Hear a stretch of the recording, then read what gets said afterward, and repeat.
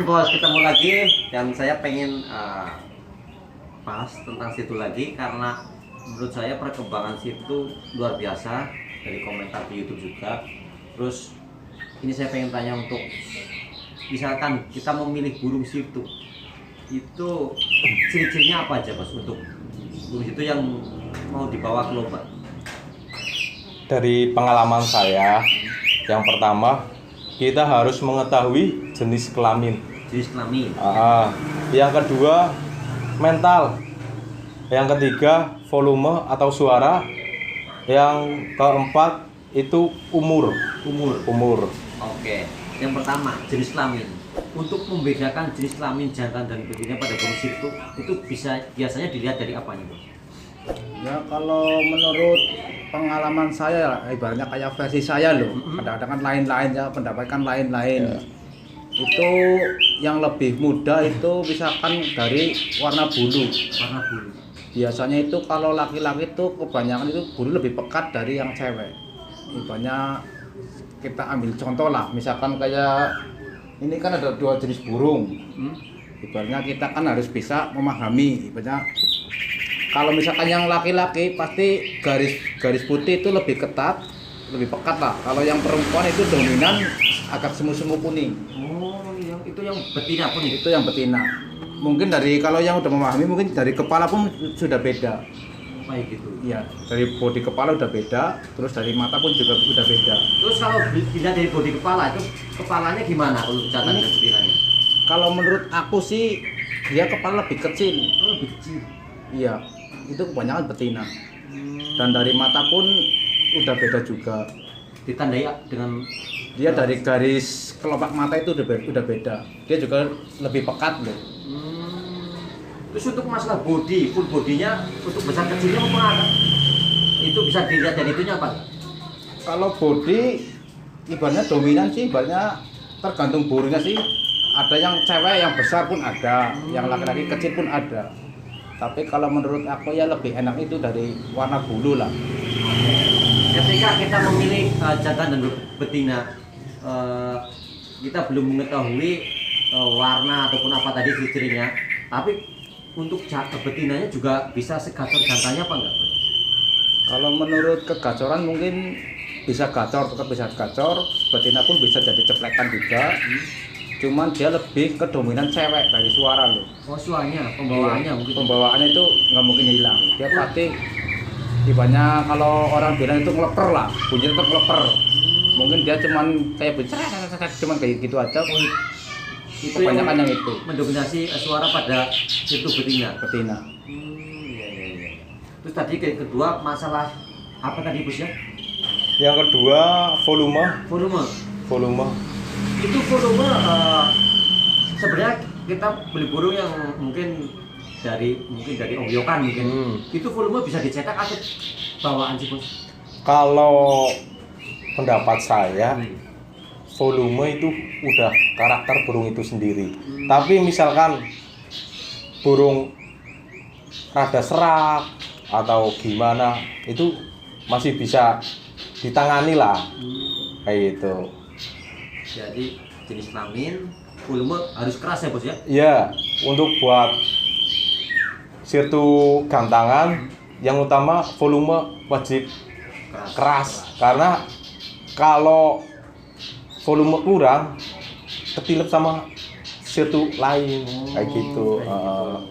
Terus umur bos, tadi umur. Kita mengetahui burung tersebut umurnya udah mapan, itu dilihat dari apanya sih bos? Yang pertama, kalau misalkan mau beli ke orang desa, tanya dulu itu dari loloan apa beli muda hutan. Kalau dari loloan biasanya hampir tepat umurnya. Tapi kalau dari muda hutan kita bisa lihat dari kakinya mas, kakinya. Kalau misalkan agak kering ataupun udah deker itu lebih bagus. Pasti mental itu udah konsisten mas. Oh baik. Berarti kalau burung mental itu burung masih muda mentalnya belum stabil atau gimana? Iya belum stabil mas. Kadang di rumah si A gacor, dibawa ke rumah B ada yang lebih gacor, ditarungin, pasti yang muda banyak kalahnya mas. Karena mentalnya Iya, labil. masih labil. Terus ada berapa cara lagi tuh Bos? Selain jenis kelamin, suara, terus umur, satu lagi ada apa? Gaya itu udah cukup. Dari pakem juga pengaruh. Nah. Ah, Oke, kita cerita pakem ini Mas.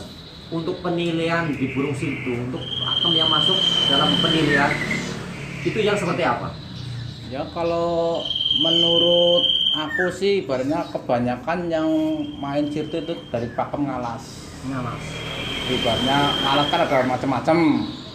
Terutama kita hitung dari suara yang kentir. Yang keluar dari sidung itu yang utama. Itu ngalas. Ngalas itu yang nilai paling utama lah. Ada lagi yang kayak ngecret gitu ya, kayak walak-kerekan itu ada. Itu yang kedua, yang ketiga cicipo, yang keempat itu ocean, Isian maksudnya. isian. Itu yang kalau penilaian tuh. Berarti nilai tertinggi dalam penilaian sirtu itu yang seperti apa? Ya kalau menurut pengalaman saya itu kebanyakan itu menggunakannya pakem ngalas, Maka ngalas. bukan yang ocean gitu. Ya ibaratnya banyak sih ya, ibaratnya burung itu pasti keluar suara ngentir.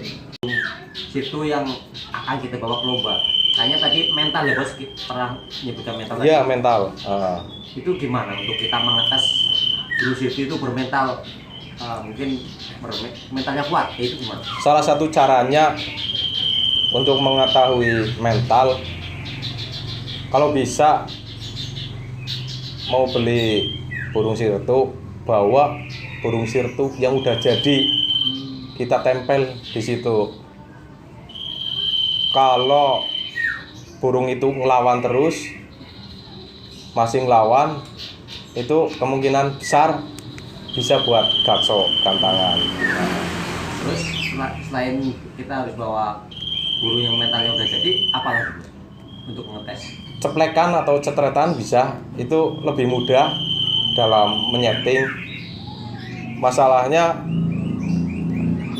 cepet banget nurunin birahi mas, menyetabilkan birahi itu cepet banget. Untuk burung yang cetekan kayak gitu. Ya, tapi ya itu kembali lagi ke pakem yang ngalas itu. Kalau ada yang cetretan ngalas, jangan pakai lama, langsung saut. Kayak gitu. Iya.